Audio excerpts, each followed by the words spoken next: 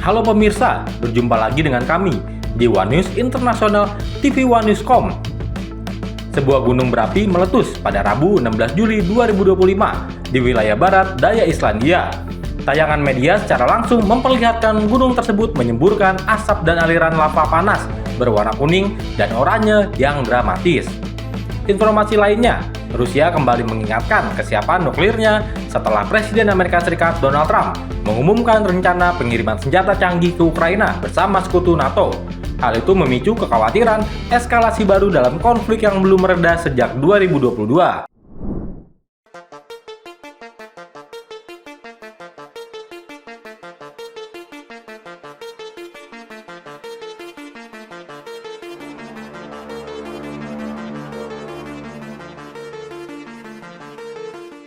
Brasil pada hari Rabu 16 Juli mendesak Amerika Serikat untuk menanggapi proposal perdagangan yang diajukan pada bulan Mei, menegaskan kembali keterbukaannya terhadap kesepakatan yang dapat diterima bersama setelah Presiden Amerika Serikat Donald Trump mengumumkan tarif 50% untuk barang-barang Brasil mulai bulan Agustus.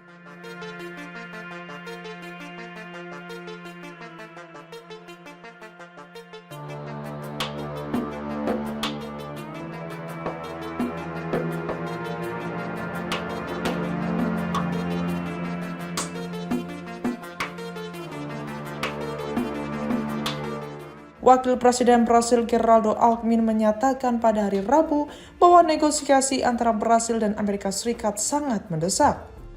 Dalam konferensi pers setelah pertemuan mengenai masalah ini dengan badan-badan perwakilan, Alckmin mengatakan bahwa pemerintah Brasil masih menunggu tanggapan dari otoritas Amerika Serikat dan tidak akan keberatan untuk memperpanjang batas waktu negosiasi.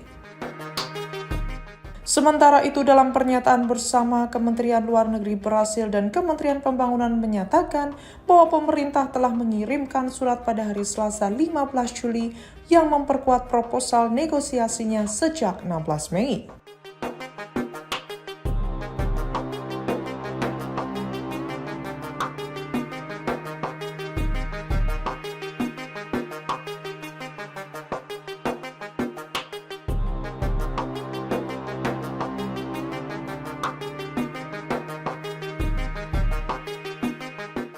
Wakil Presiden Geraldo Alckmin mencatat pada hari Senin bahwa tawaran pada bulan Mei tersebut tidak ditanggapi.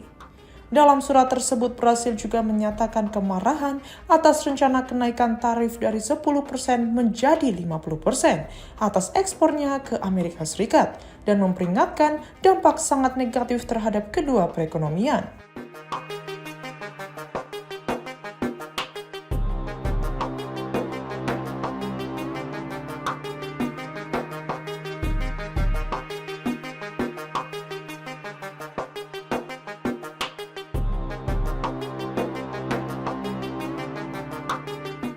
Surat dari Brasilia juga mencatat bahwa ekonomi terbesar di Amerika Latin tersebut telah mengalami defisit perdagangan yang terus-menerus dengan Amerika Serikat baik dalam barang maupun jasa, dengan total hampir 410 miliar dolar selama 15 tahun terakhir.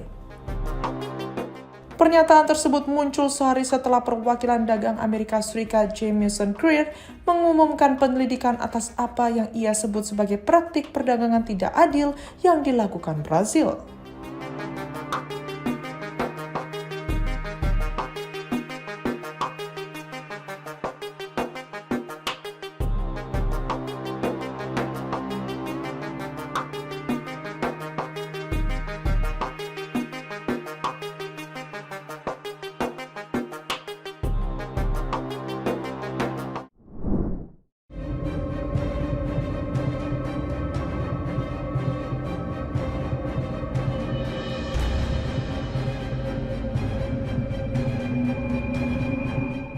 Sebuah gunung berapi meletus pada Rabu 16 Juli 2025 di wilayah barat daya Islandia.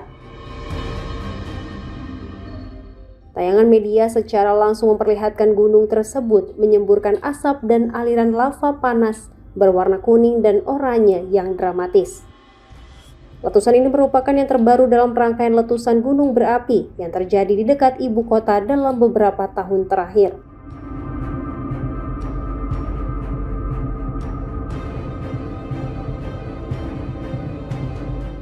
sering disebut sebagai daratan es dan api. Negara kepulauan di Atlantik Utara ini yang memiliki banyak glaser dan gunung berapi kini telah mengalami selusin letusan sejak sistem geologi di semenanjung Reykjanes kembali aktif pada tahun 2021. Menurut kantor meteorologi Islandia, magma yang dipaksa menembus kerak bumi membuka celah besar dengan panjang antara 700 hingga 1000 meter.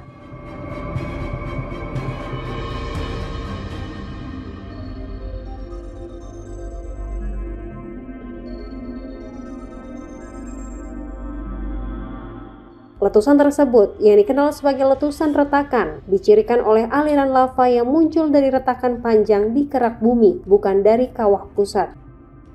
Kantor tersebut juga menyatakan bahwa berdasarkan pengukuran GPS dan sinyal deformasi, letusan ini kemungkinan besar berskala relatif kecil.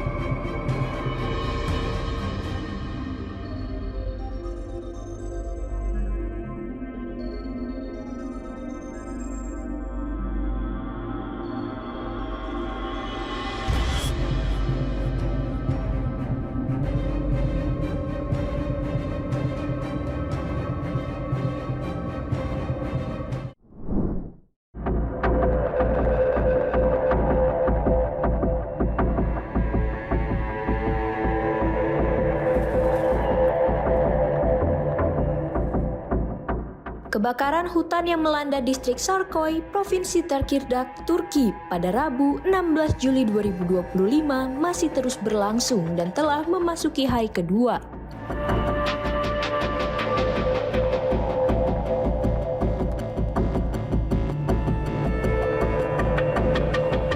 Pemerintah Turki mengerahkan 15 pesawat, 19 helikopter, serta puluhan unit pemadam kebakaran untuk mengendalikan api yang cepat menyebar akibat angin kencang.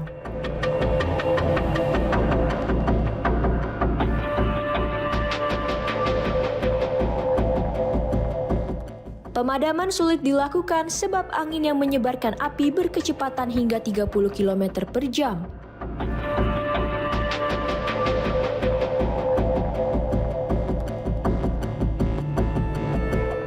Laporan dari Anadolu Agency menyebutkan bahwa 3 desa di sekitar lokasi terdampak telah dievakuasi.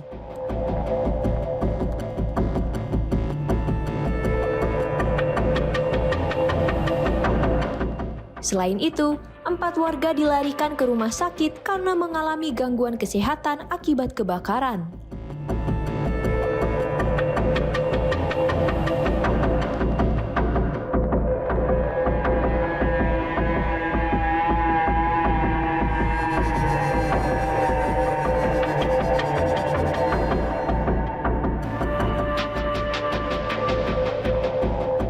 Fenomena kebakaran hutan seperti ini kerap terjadi di wilayah Mediterania, termasuk Turki dan Yunani, terutama saat musim panas yang panas dan kering.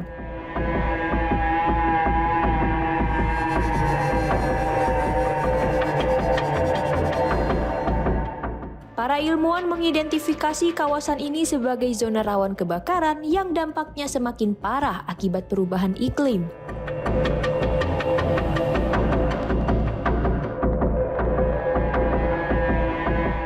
Sejak awal musim panas, ratusan kebakaran hutan telah terjadi di berbagai wilayah Turki.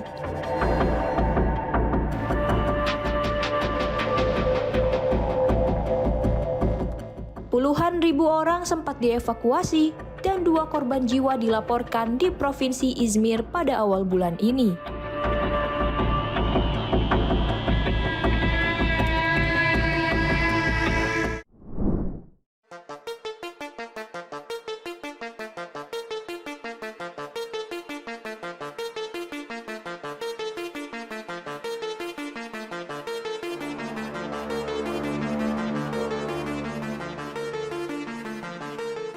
Inflasi tahunan konsumen di Inggris naik menjadi 3,6% pada Juni 2025, menyentuh angka tertinggi sejak Januari 2024. Kenaikan ini melampaui proyeksi para ekonom yang memperkirakan inflasi tetap di angka 3,4% seperti bulan sebelumnya.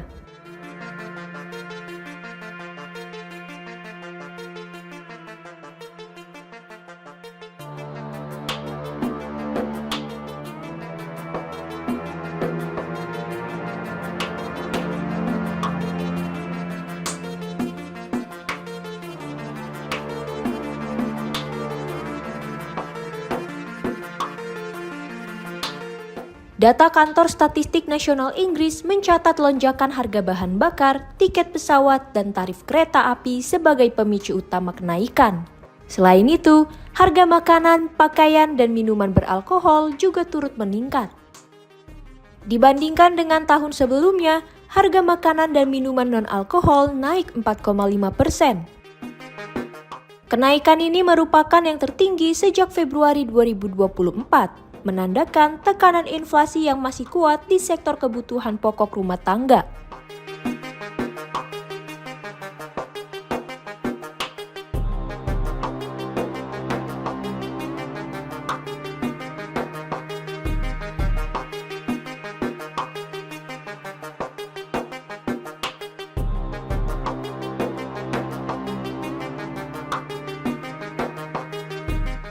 Inflasi Inggris kini tercatat sebagai tertinggi di antara negara-negara maju, sekitar 1 poin persentase di atas Amerika Serikat dan zona euro. Kondisi ini memunculkan kekhawatiran bahwa Bank of England akan menunda rencana penurunan suku bunga dalam waktu dekat. Penundaan tersebut dapat terjadi mengingat stabilitas harga masih menjadi tantangan utama dalam pemulihan ekonomi pasca pandemi.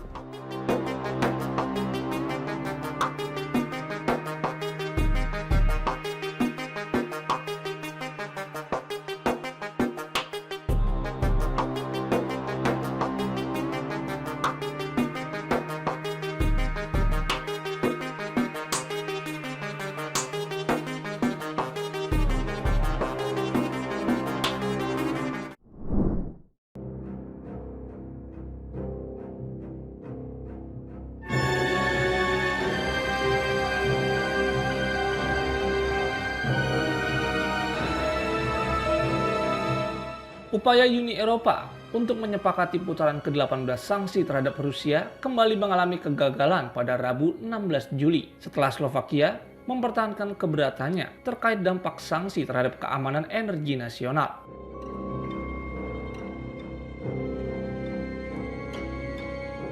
Ini merupakan hari kedua berturut-turut di mana pertemuan para menteri luar negeri Uni Eropa tidak membuahkan hasil.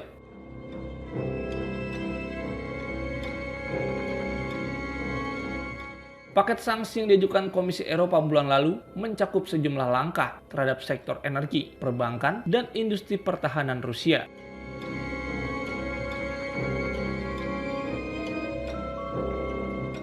Salah satu poin utama dalam usulan tersebut adalah pelarangan transaksi keuangan yang melibatkan jaringan pipa gas Nord Stream.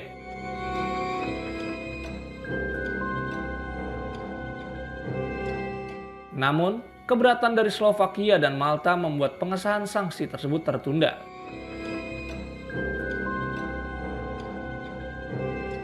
Pemerintah Slovakia menyampaikan kekhawatiran bahwa sanksi baru dapat memperburuk ketergantungan energi negaranya, khususnya terkait rencana terpisah Uni Eropa untuk menghentikan impor gas Rusia secara bertahap hingga akhir 2027.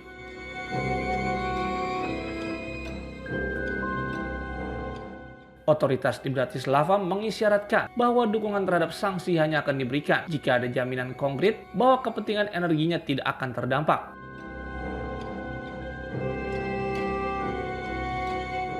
Di sisi lain, Malta menolak usulan pembatasan harga minyak Rusia yang diusulkan oleh Komisi Eropa. Kebijakan tersebut bertujuan menurunkan harga pasar global sebesar 15% dari rata-rata harga 3 bulan terakhir. Namun dinilai berpotensi mengganggu stabilitas ekonomi negara-negara yang bergantung pada produk minyak laut seperti Malta.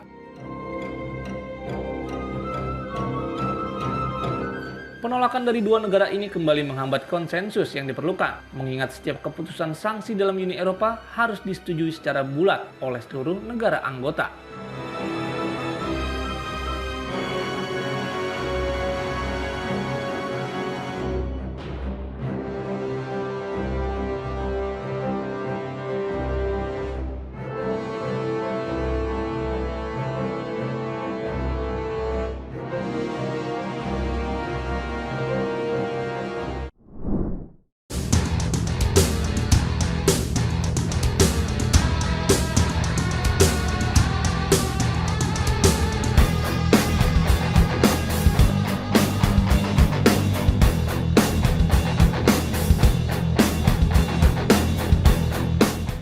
Rabu 16 Juli 2025, Kementerian Pertahanan Rusia mengumumkan bahwa pasukannya telah merebut desa Novakotskaya di wilayah Donetsk.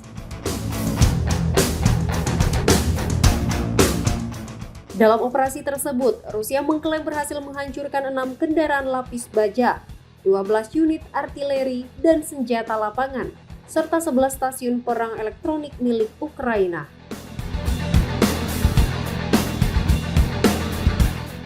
Serangan juga dilaporkan terjadi di wilayah Sami dan Kharkiv dengan target meliputi fasilitas industri militer Ukraina, titik penempatan sementara, sistem radar buatan Israel, dan 1 jet tempur Ukraina, serta sejumlah drone yang berhasil ditembak jatuh.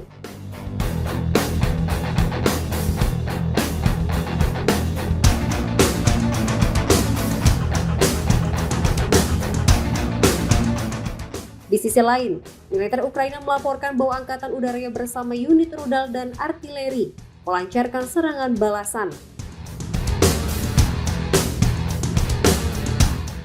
Mereka mengklaim telah menghancurkan 3 tank Rusia, 2 kendaraan lapis baja, 49 sistem artileri, serta 2 sistem pertahanan udara.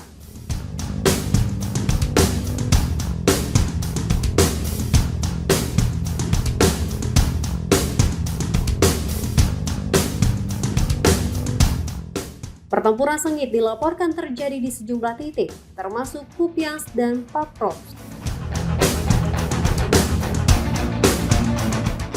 Sementara itu, juru bicara Kremlin Dmitry Peskov menyatakan kekhawatiran Rusia terhadap rencana negara-negara Barat yang mempertimbangkan pengiriman senjata serang jarak jauh ke Ukraina.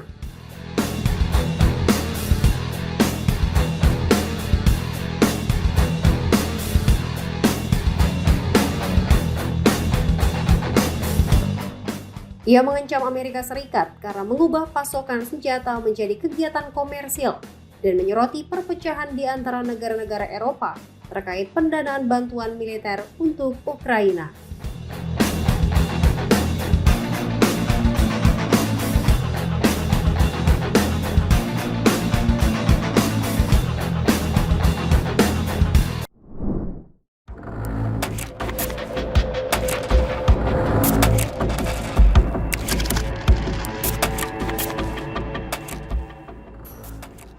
Moskow kembali mengingatkan risiko besar dalam konflik Ukraina dengan menekankan bahwa prinsip penggunaan senjata nuklir dalam doktrin militernya tetap berlaku di tengah langkah NATO memperkuat Ukraina.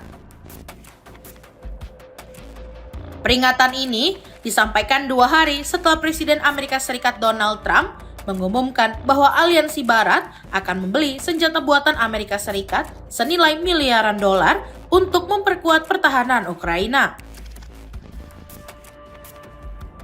Sejak invasi ke Ukraina pada Februari 2022, ketegangan antara Moskow dan NATO terus meningkat. Rusia, yang memiliki cadangan hulu ledak nuklir terbesar di dunia, menegaskan bahwa prinsip-prinsip penggunaan senjata nuklir dalam doktrinnya tetap berlaku, termasuk dalam situasi ketika sekutunya diserang oleh negara non-nuklir yang didukung negara nuklir. Juru bicara Kremlin Dmitry Peskov mengatakan kepada kantor berita TASS bahwa kebijakan nuklir Rusia tidak berubah. Pernyataan itu muncul usai Trump menyampaikan rencana pengiriman senjata pertahanan, termasuk sistem rudal Patriot ke Ukraina. Doktrin yang diperbarui pada Desember 2024 itu memperluas ruang lingkup penggunaan senjata nuklir dalam menghadapi ancaman strategis. Peskov juga meminta Washington untuk mendorong Kiev kembali ke meja perundingan, sambil menyebut mediasi Amerika Serikat sebagai kunci utama dalam meredakan konflik. Trump sendiri menegaskan bahwa dukungan terhadap Ukraina kini difokuskan pada penguatan pertahanan, bukan semata bantuan politik.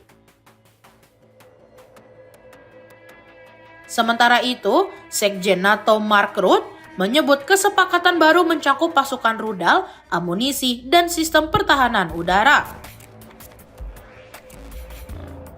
Rutte menilai Penguatan militer Ukraina akan menjadi langkah penting menuju perdamaian yang adil dan berkelanjutan. Di sisi lain, Presiden Ukraina Volodymyr Zelensky menegaskan komitmen negaranya dalam mempercepat produksi senjata dalam negeri dan meningkatkan efektivitas manajemen sektor pertahanan.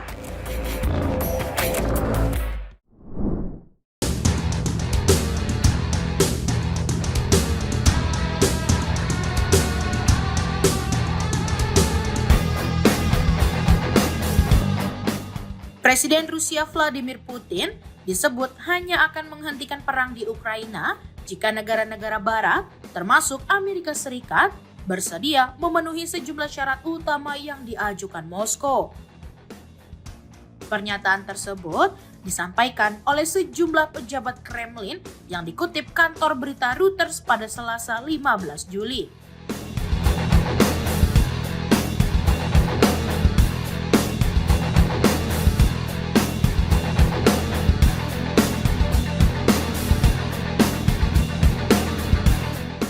Menurut laporan itu, Putin tetap bersikukuh melanjutkan operasi militer meski mendapat tekanan dari Presiden Amerika Serikat Donald Trump, yang sebelumnya mengancam akan memberlakukan tarif 100% terhadap produk asal Rusia jika Moskow tidak menyepakati perdamaian dalam waktu 50 hari. Namun, para pejabat Kremlin menyebut ancaman tersebut justru memperkuat tekad Rusia untuk memperluas pengaruhnya di Ukraina.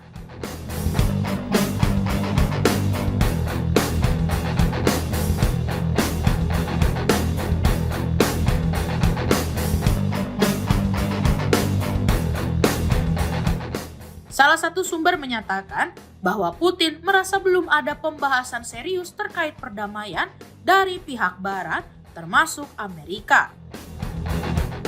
Karena itu, Rusia diyakini akan terus melanjutkan operasi militernya sampai tujuannya tercapai. Sejumlah syarat utama yang diajukan Moskow antara lain mencakup penghentian ekspansi NATO ke arah timur, penetapan status netral Ukraina, pembatasan kemampuan militer Kiev, jaminan perlindungan bagi warga berbahasa Rusia, serta pengakuan atas wilayah-wilayah yang telah direbut Rusia seperti Crimea, Donetsk, dan Luhansk.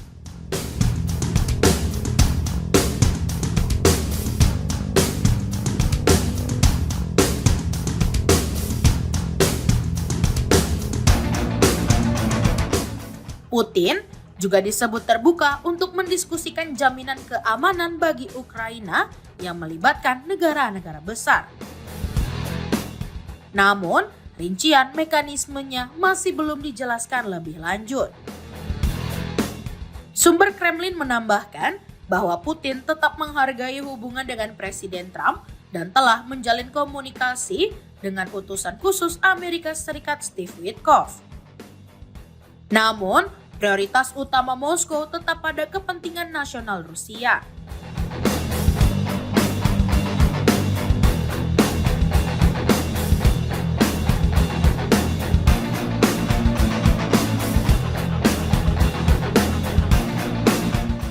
Sikap Kremlin yang tidak bergeser di tengah tekanan ekonomi dan diplomatik disebut menjadi indikator bahwa perdamaian hanya mungkin tercapai jika syarat-syarat Rusia benar-benar diperhitungkan oleh pihak Ukraina dan negara-negara pendukungnya di Barat.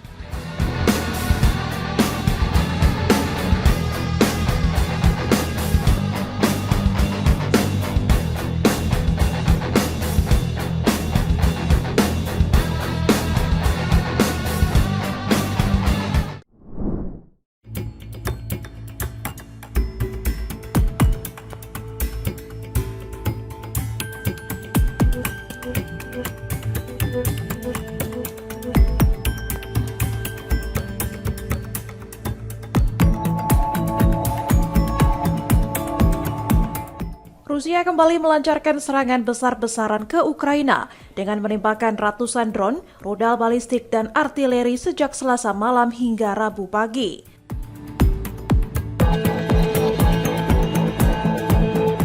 Serangan ini terjadi di tengah meningkatnya tekanan dari Amerika Serikat yang mengancam akan mengenakan tarif 100% terhadap produk Rusia.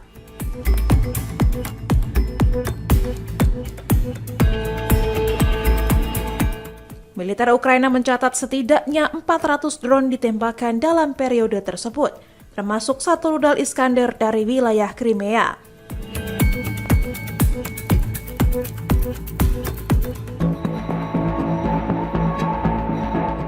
Di Kryvyi Rih, kampung halaman Presiden Ukraina, serangan menghancurkan fasilitas industri, memutus listrik dan air, serta melukai 15 orang.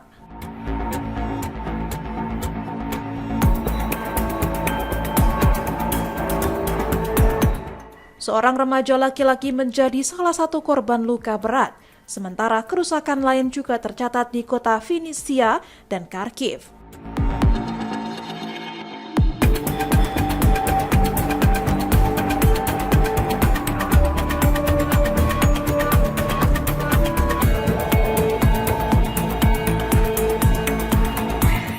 Di Vinnytsia, 8 orang terluka akibat serangan drone, sementara 3 orang lainnya mengalami luka di Kharkiv.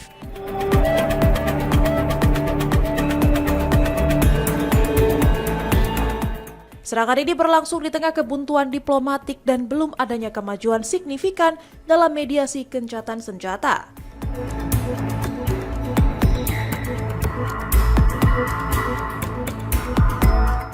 Moskow justru memperkuat intensitas serangannya selama musim panas ini di berbagai wilayah Ukraina.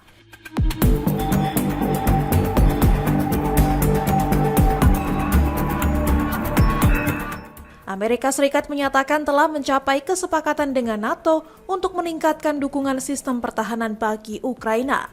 Meski Kremlin menyatakan terbuka untuk negosiasi, belum ada jadwal pertemuan baru antara Rusia dan Ukraina hingga saat ini.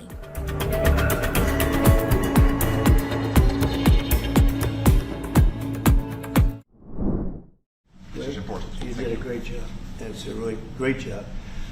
We've been very successful in settling wars. You have India, Pakistan, you have Rwanda.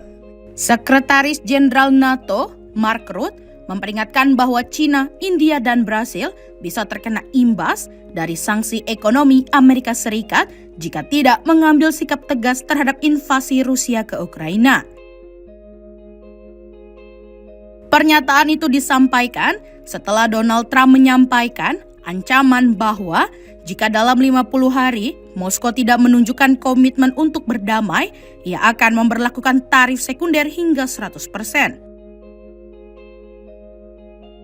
Menurut Rutte, sanksi tersebut bukan hanya akan menyasar Rusia, tetapi juga negara-negara mitra dagangnya yang masih menjalin hubungan erat, terutama di sektor energi dan perdagangan. Rutte mendesak ketiga negara tersebut agar memanfaatkan pengaruhnya untuk menekan Presiden Vladimir Putin kembali ke meja perundingan. Ia menegaskan bahwa jika sikap pasif tersebut dipertahankan, dampak ekonomi dari kebijakan sanksi itu akan sangat besar, khususnya bagi negara-negara yang tergolong mitra strategis Rusia. Sementara itu, Menteri Perdagangan Amerika Serikat Howard Lutnick menjelaskan bahwa istilah tarif sekunder merujuk pada sanksi tambahan terhadap pihak ketiga yang tetap bertransaksi dengan Rusia, tak hanya terbatas pada Moskow.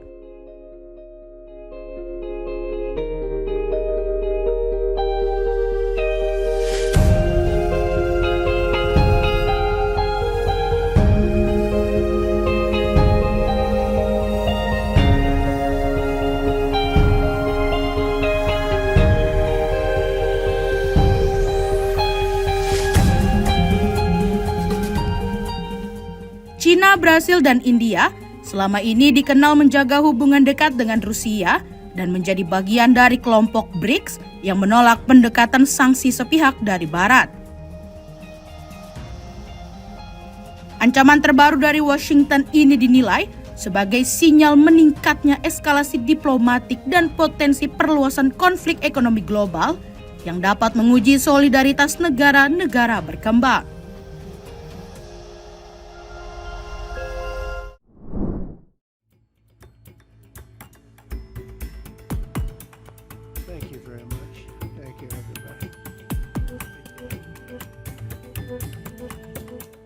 Sejumlah anak muda di Amerika Serikat mengaku menyesal telah memilih Presiden Donald Trump pada pemilihan Presiden Amerika Serikat 2024.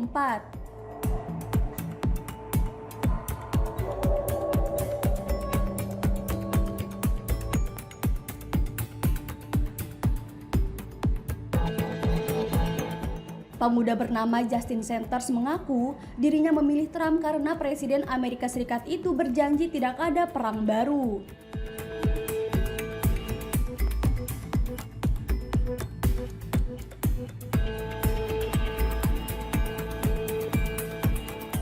Namun ternyata hal itu merupakan sebuah kebohongan sehingga ia mengaku kecewa.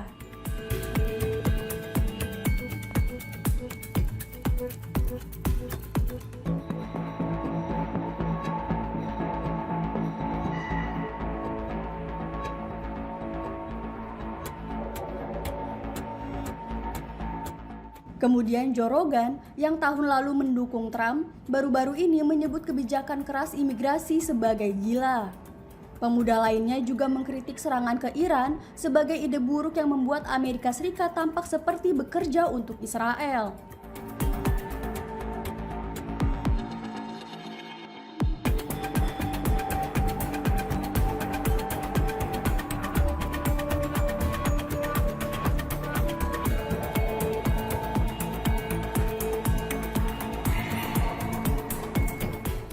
Elon Musk, pemilik X yang sebelumnya sekutu Trump, kini berseteru soal biaya legislatif dan bahkan berniat mendanai partai ketiga.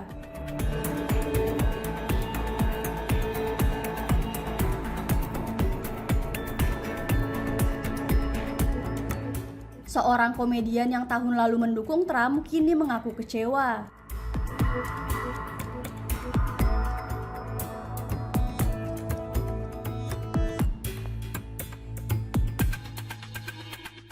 Sementara itu, Tyler Goldsmith, pemilik bisnis perawatan rumput mengaku memahami kritik yang ada, tetapi ia memilih memberi Trump waktu.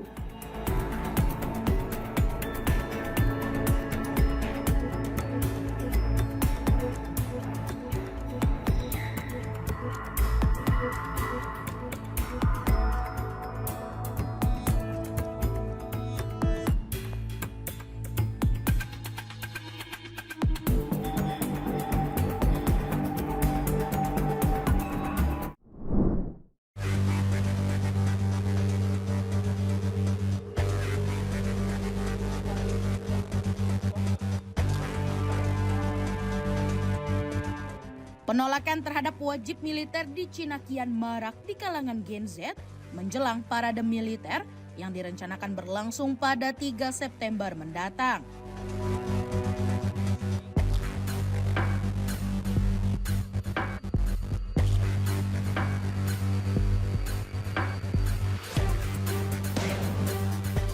Pemerintah disebut menghadapi tantangan ideologi serius menyusul gelombang keberatan dari generasi muda yang mulai mempertanyakan legitimasi dan transparansi institusi militer.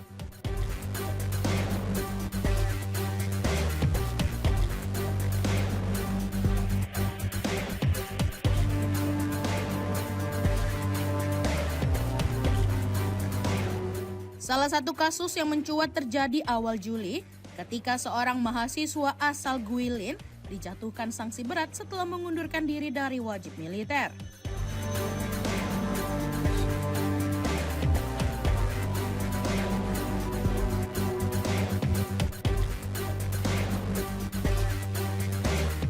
Ia dikeluarkan dari universitas, dibatasi akses finansial dan pekerjaan, serta dikenai denda lebih dari 37.000 yuan.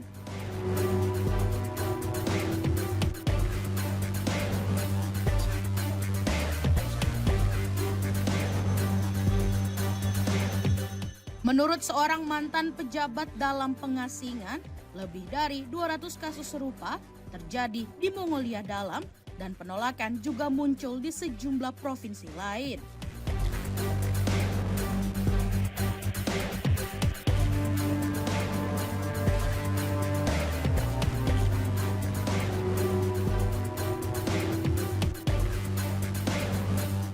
Para analis menyebut Hal ini mencerminkan krisis kepercayaan anak muda terhadap militer yang dianggap syarat korupsi dan nepotisme.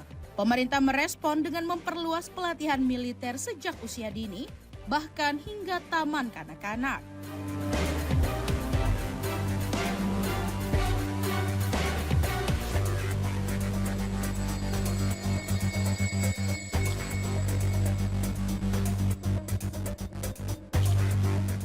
Pelatihan drone dan simulasi tempur kini digunakan untuk membentuk loyalitas, bukan mendorong semangat sukarela.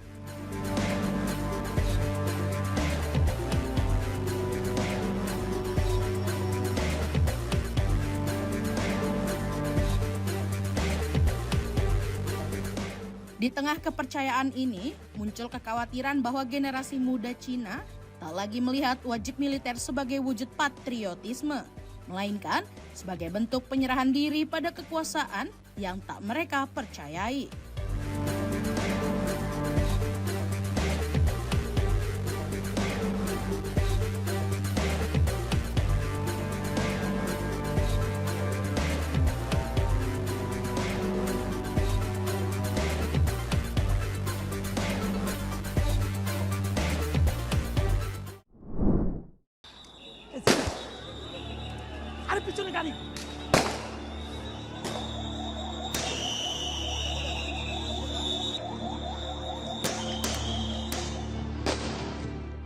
Kekerasan pecah pada Rabu 16 Juli 2025 dalam aksi unjuk rasa Partai Warga Nasional yang dipimpin kaum muda di kota Gopalganj, Bangladesh Selatan.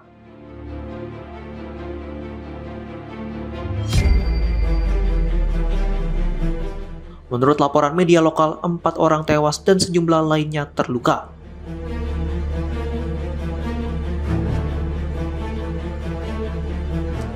Sebelumnya, unjuk rasa besar-besaran yang dipimpin mahasiswa telah memaksa Perdana Menteri Sheikh Hasina melarikan diri ke India pada Agustus tahun lalu.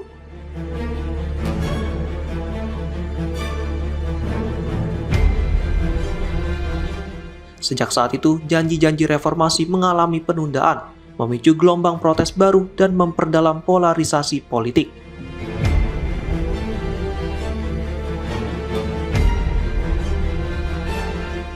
Peraih Nobel Perdamaian Muhammad Yunus yang kini menjabat sebagai kepala interim menyatakan melalui unggahan di media sosial bahwa para anggota NCP, polisi dan jurnalis menjadi korban serangan dalam aksi damai tersebut.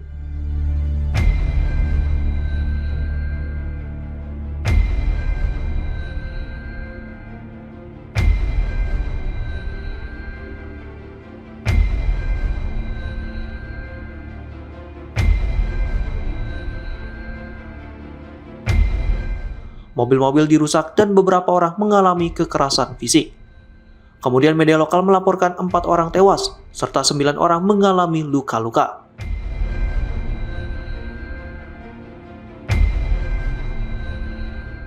Pihak kepolisian dan rumah sakit belum memberikan komentar terkait peristiwa tersebut.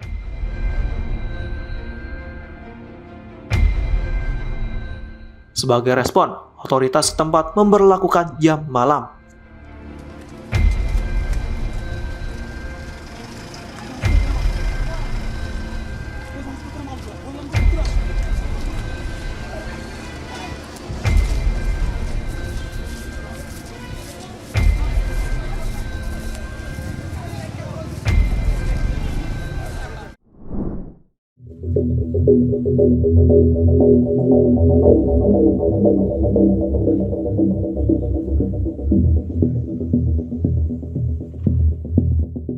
Seorang pengemudi dilaporkan tewas setelah sebuah tembok di pinggir jalan runtuh dan menimpa kendaraannya di kota Osan, Korea Selatan pada Rabu 16 Juli.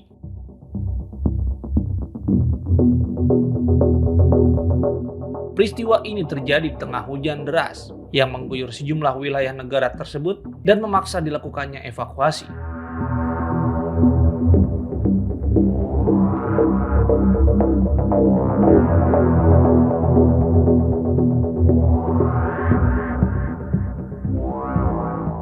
Berdasarkan keterangan dari Dinas Pemadam Kebakaran Provinsi Gyeonggi-do, tembok setinggi sekitar 10 meter itu runtuh.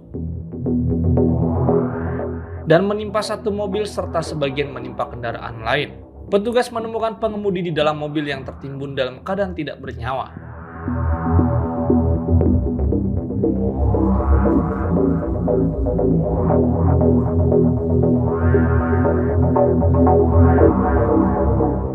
Sementara itu, hujan lebat juga menyebabkan kerusakan di beberapa wilayah Provinsi Chungcheong.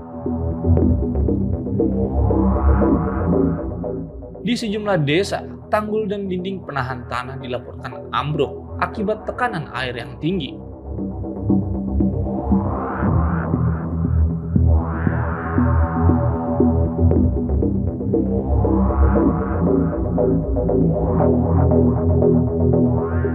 Menurut laporan kantor berita Yonhap, hingga Kamis pagi 17 Juli pukul 10:23 waktu setempat, curah hujan di kota Seosan, Provinsi Chungcheong Selatan tercatat mencapai 438,5 mm.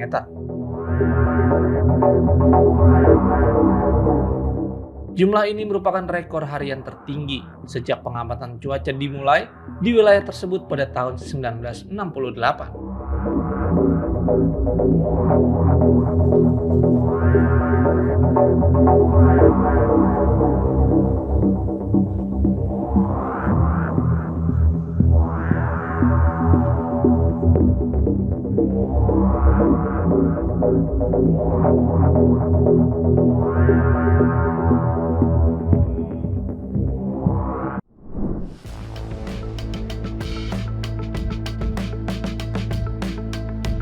Demikian informasi yang dapat kami sampaikan pemirsa.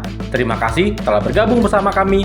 Sampai jumpa di One News Internasional berikutnya. Setiap Senin sampai Jumat pukul 8 malam hanya di kanal YouTube TV One News.com.